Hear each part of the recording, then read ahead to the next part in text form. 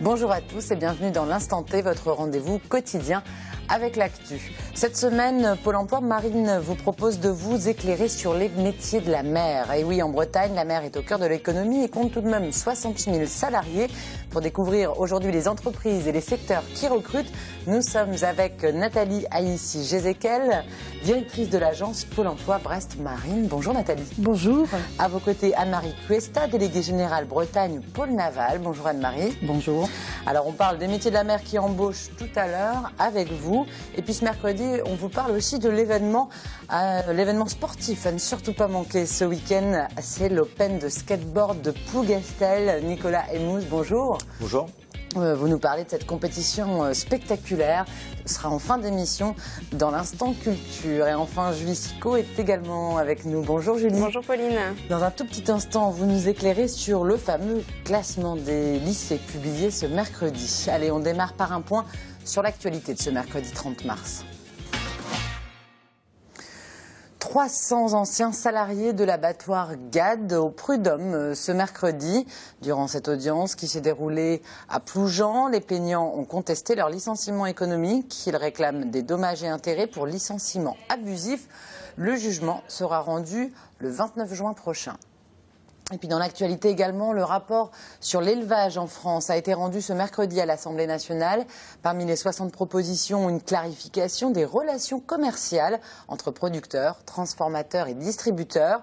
On vous en parle plus précisément demain avec la députée finistérienne Annick Leloc, co-rapporteure de ces propositions.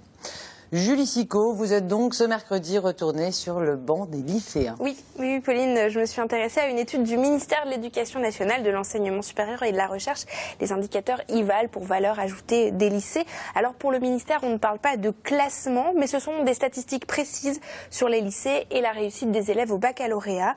Pour définir ces statistiques, le ministère établit ce qu'il appelle un taux attendu de résultats au baccalauréat, une prospective basée sur différents critères, notamment l'origine sociale de l'élève, son niveau scolaire lors de son entrée.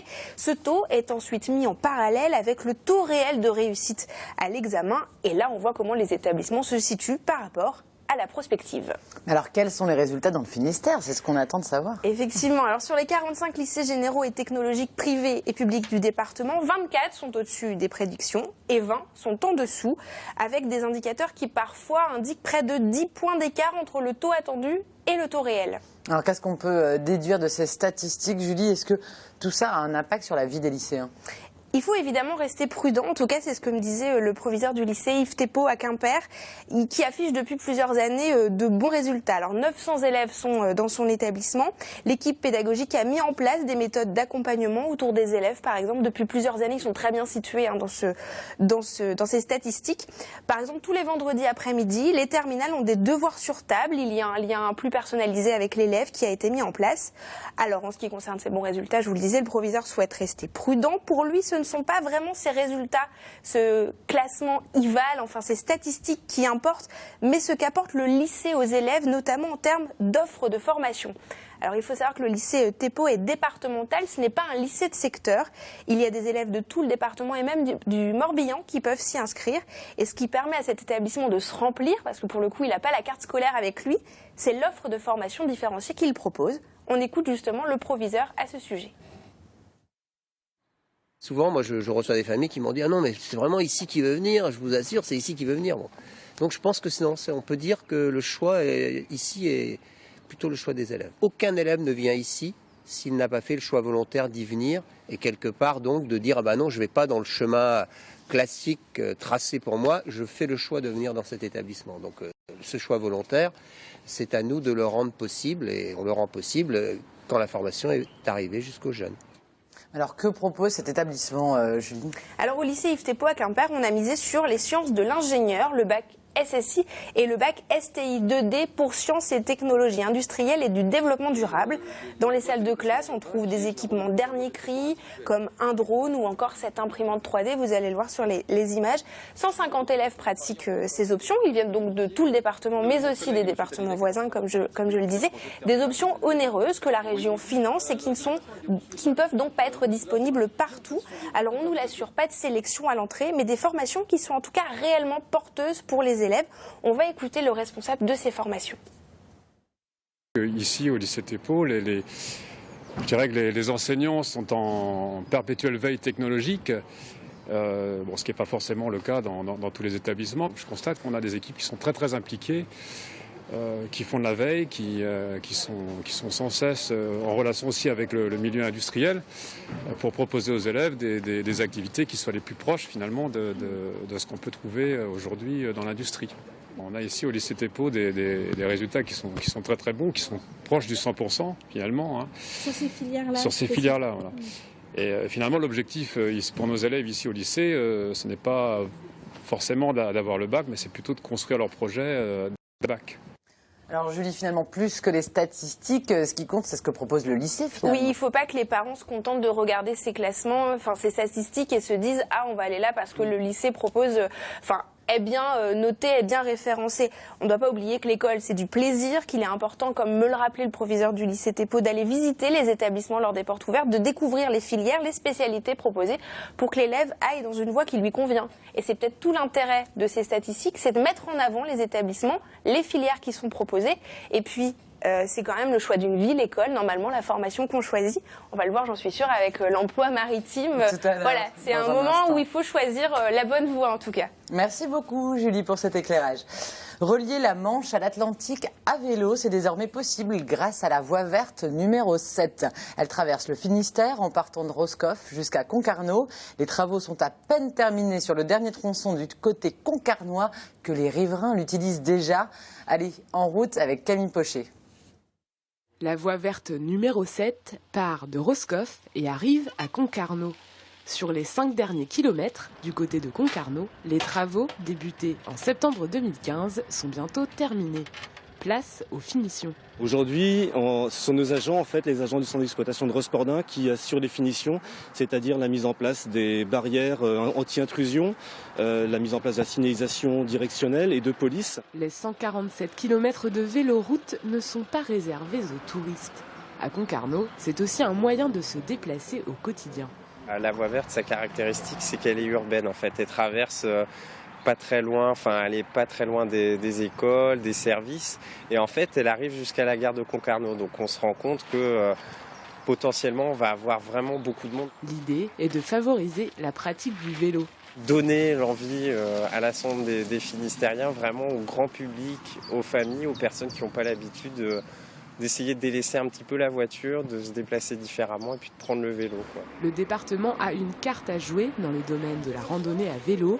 Des compteurs à vélo, mis en place depuis 2011, en attestent. 2300 cyclistes passent chaque semaine, en moyenne, sur les itinéraires aménagés dans le département. Il existe un pic important l'été, notamment sur le canal de Nantes à Brest. Quelqu'un qui vient pour la journée, c'est 15 € par kilomètre aménagé de retombées économiques pour le territoire. Pour quelqu'un qui reste et qui séjourne, c'est 65 € par jour. Donc ça n'est pas une retombée mineure. Si certains riverains sont déjà sur la voie, elle ne sera officiellement ouverte que fin mai. Rendez-vous les 28 et 29 mai pour fêter cette voie verte qui relie la Manche à l'Atlantique. À Brest, l'abri Sadi Carnot rouvre au public le dimanche 3 avril. L'opportunité de découvrir l'hommage de l'artiste Guy Denning aux victimes civiles anonymes de la catastrophe du 9 septembre 1944. Rencontre avec Morgane Lincy et Gaëtan Pinel. Il a souhaité leur rendre hommage en leur donnant un visage. Considéré comme l'un des épisodes les plus meurtriers survenus à Brest pendant la Seconde Guerre mondiale, l'explosion de l'abri Sadi Carnot le 9 septembre 1944 a donné la mort à de nombreux civils anonymes. C'est en leur offrant un visage, des traits et des expressions que l'artiste anglais Guy Denning leur rend hommage. Ce sont des visages imaginaires qui pourraient être ceux de n'importe qui. Je voulais représenter des personnes perdues dont nous n'avons plus aucune trace, devenues anonymes. Il existe une liste de personnes qui étaient présentes, mais une grande partie d'entre elles, disparues, n'a pas été identifiée. Je voulais donc faire un geste symbolique en mémoire de ces personnes anonymes. Comme une évidence, l'artiste a fait don de ses œuvres à la ville de Brest. Stockées actuellement au musée des Beaux-Arts pour des raisons de conservation, elles viennent d'être reproduites sur une bâche de 32 mètres de long, installée de manière permanente à l'intérieur de l'abri. Guy Dening rend hommage à ces centaines d'anonymes à travers 99 portraits au fusain et à la craie.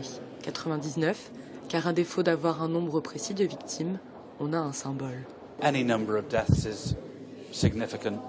Le nombre précis de morts importe peu. Je me suis arrêté au 99e, car ce n'est pas un nombre souvent utilisé pour un événement comme celui-là. Quand il était enfant, Serge venait se réfugier dans l'abri pendant la guerre. Il avait 15 ans quand l'événement s'est produit. Aujourd'hui, c'est avec beaucoup d'émotion qu'il découvre les portraits installés à l'intérieur de l'abri. L'expression de chacune, c'est formidable, quoi. Il faut avoir un talent exceptionnel et je suis admiratif et content de voir que la mémoire de Brest continue à être honorée. Un véritable témoignage qui vient renforcer la dimension de ce lieu, chargé d'histoire et de mémoire. Et rappelons que l'abri Sadi Carnot sera ouvert tous les premiers dimanches du mois jusqu'en octobre. Lui aussi revisite un lieu chargé d'histoire. Marc Pointu est seul sur le phare de Thévenec depuis plus d'un mois maintenant. Loin de s'ennuyer, il nous envoie chaque jour son journal de bord. Et aujourd'hui, il fait la vaisselle. C'est l'instant Thévenec. La vaisselle, bon, c'est un exercice domestique classique et courant. Mais à Thévenec, c'est un peu plus compliqué. Parce qu'il y a deux exigences qu'il faut respecter à tout prix. D'une part, évidemment, l'environnement. Ça veut dire ne pas utiliser de produits vaisselle. Et puis la seconde, c'est d'utiliser le moins d'eau possible, qui est forcément compté. Alors la première chose à respecter, c'est de diminuer la vaisselle.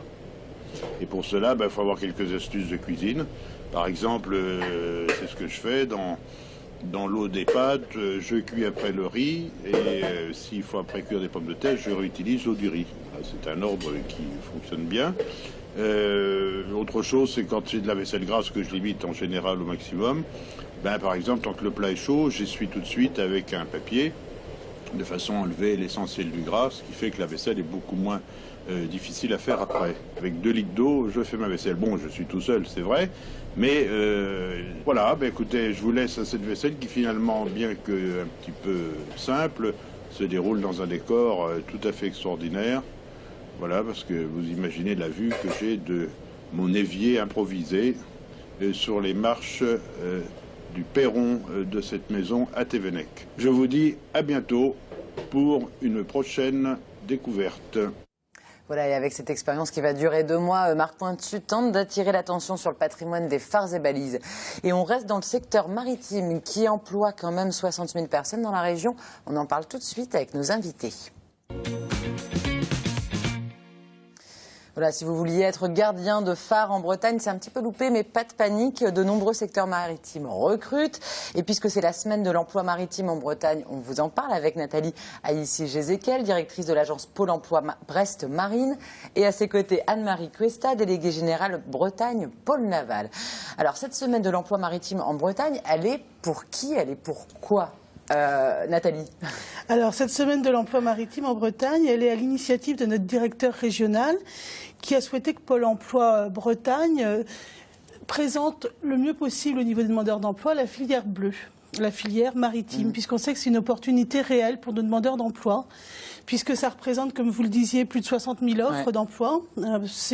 On avait, non, 60 000 salariés emplois et plus de 11 000 offres d'emploi en 2015 en Bretagne. Sur l'année 2015, sur l'année 11 000 2015. offres. Alors, qui ont été pourvues. Qui ont été pourvues, oui. Et donc, quand on parle de 11 000 offres, on est sur un secteur quand même très large, beaucoup plus large que celui de Bretagne Pôle Naval qui détaillera après. Parce que nous, on est sur à la fois le tourisme, l'hôtellerie, café, bar, restaurant, mais aussi les chantiers navals, la plaisance, le secteur militaire, l'industrie, l'éolien marin, la pêche, mais aussi l'industrie agroalimentaire, puisque maintenant on travaille aussi sur la filière algues. Il y a aussi une niche sur la cosmétique, liée aux algues également, le transport maritime, la sécurité, l'activité portuaire, le nautisme. C'est extrêmement large, très large, tous ces métiers. Mais est-ce que, alors les 11 000 offres ont été pourvues, mais est-ce qu'il y a quand même certains métiers, certains secteurs maritimes qui sont mal connus? J'imagine que si vous faites cette semaine, c'est aussi pour mettre un petit coup de projecteur. Lesquels, par exemple, on ne s'attend pas forcément à les trouver là? On a déjà tout ce qui concerne l'industrie. Tout ce qui est, parce qu'on imagine souvent les métiers embarqués. Oui. Quand on parle de métiers de la mer, on parle souvent de métiers embarqués. Mais il y a beaucoup plus de métiers à terre autour des métiers de la mer que de métiers réellement embarqués, quoi. Et les secteurs qui recrutent le plus?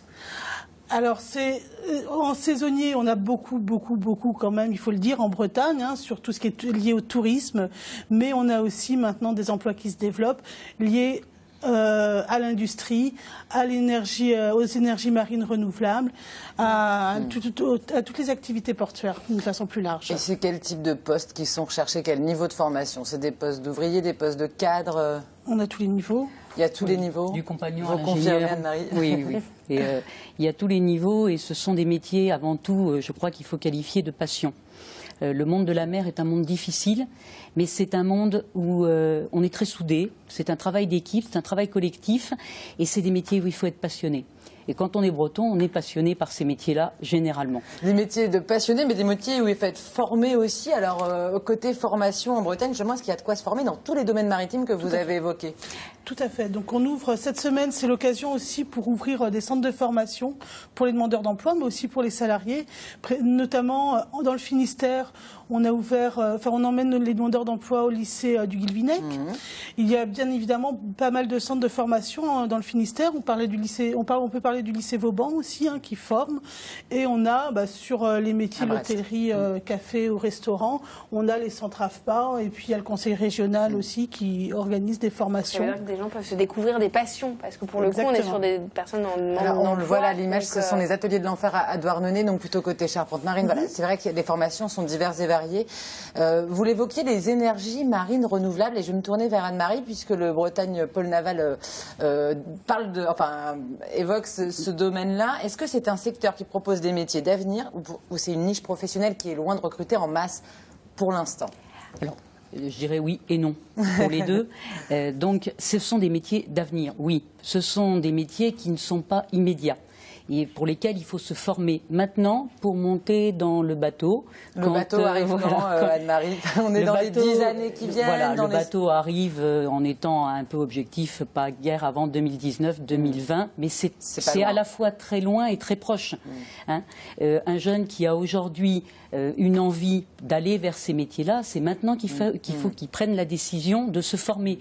Vous parliez tout à l'heure de l'aspect important des lycées qui proposent des formations différentes, différenciantes.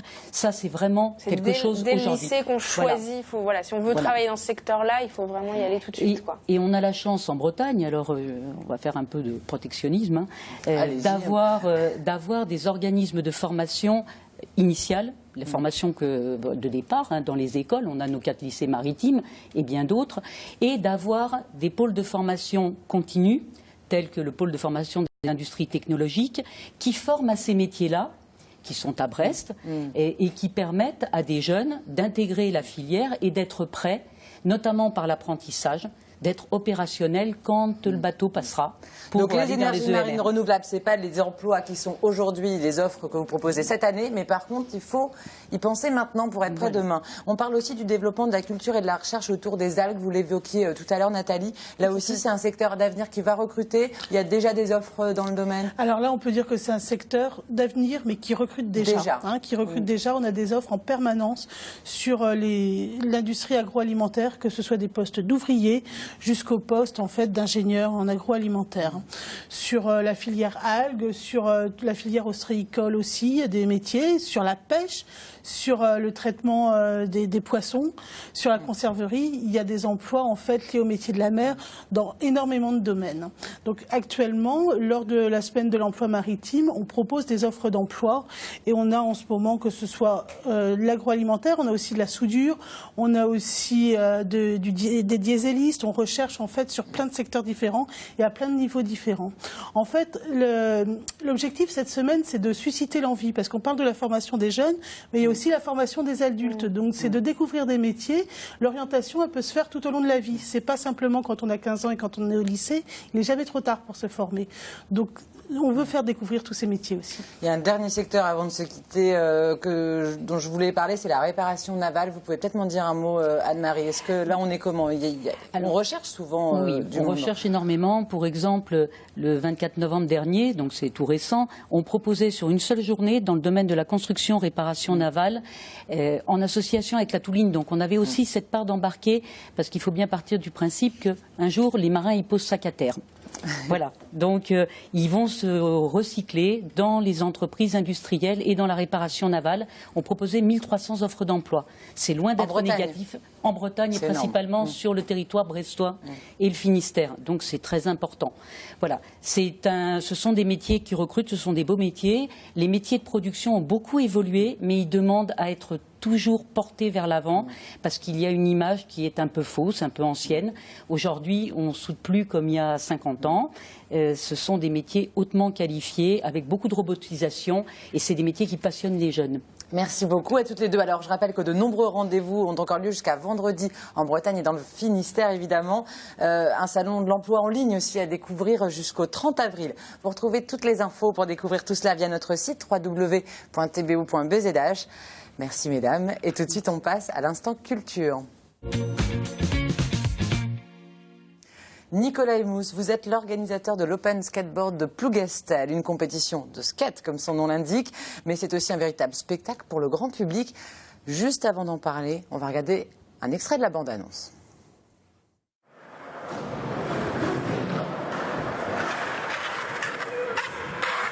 Come on guys, come in and shred at the PLO Skate Park 2nd and 3rd of April, les 2 et 3 avril.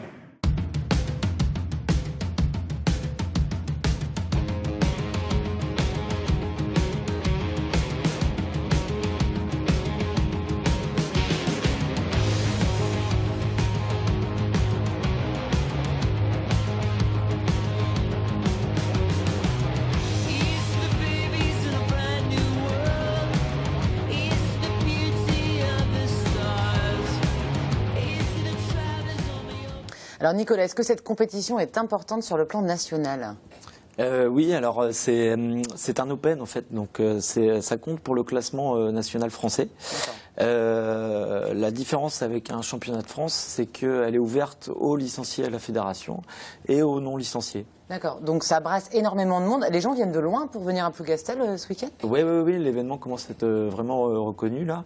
Et alors là, on a déjà quelques échos. Ça viendra de Paris, Chelles, Cap-Breton. Donc on est plus loin que le Grand Ouest, quoi. Donc on est un peu plus loin que le Grand Ouest, ouais.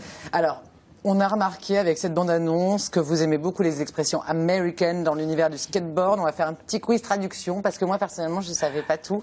Alors, mais Julie, si vous savez, n'hésitez pas. Je sais pas. Je vous vois rire. Alors, ça veut dire quoi? Best Tricks Street.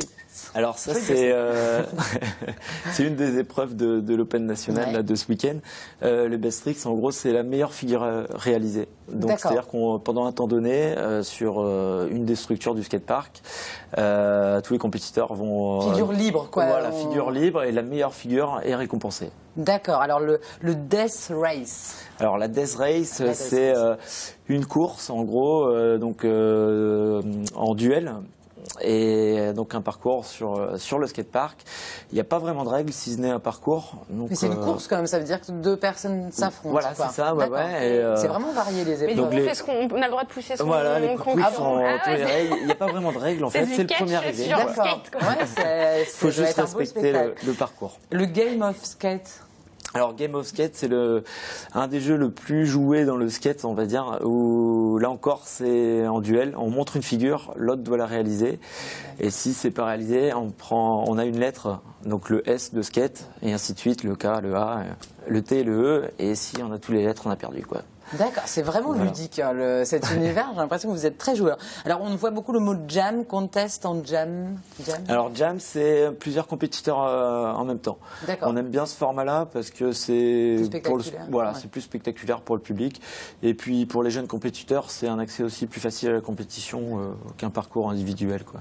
Et je termine avec le Ball Contest. Alors Ball, je crois que c'est une nouveauté en plus de l'année dernière. Oui, tout à fait. Qu'on retrouve cette année. Qu'on retrouve cette année. Donc le Ball, comme on le voit à l'écran, c'est l'imitation un peu des piscines américaines à l'origine du skate d'aujourd'hui. On retrouve même des petites marches et tout ça. Et du coup, voilà, c'est une autre discipline à part entière du skate. Et on a l'équipement sur Plougastel, donc. Donc on l'a vu, c'est plein de choses différentes, c'est hyper ludique, ça a l'air d'être un très beau spectacle pour le grand public qui est le bienvenu donc à Plougastel. On peut s'initier au skateboard aussi ce week-end, donc voilà, aucune raison de ne pas venir. C'est donc à Plougastel samedi, dimanche de 13h à 18h au skatepark. Vous retrouvez toutes les infos via notre site www.tbo.bzh. Merci beaucoup, Nicolas. Et une dernière petite info avant de se quitter pour vous dire que ce jeudi à 18h15, vous avez rendez-vous avec Mickaël Guérand, invité de Gwen Fleur dans X Session. Le chanteur brestois y interprète 2 titres de son nouvel album, La trajectoire du poisson volant. À ne pas manquer donc. Voilà, c'est terminé pour aujourd'hui. On se retrouve demain, même heure, pour une nouvelle émission. Et d'ici là, passez une très belle soirée sur TBO. Ciao.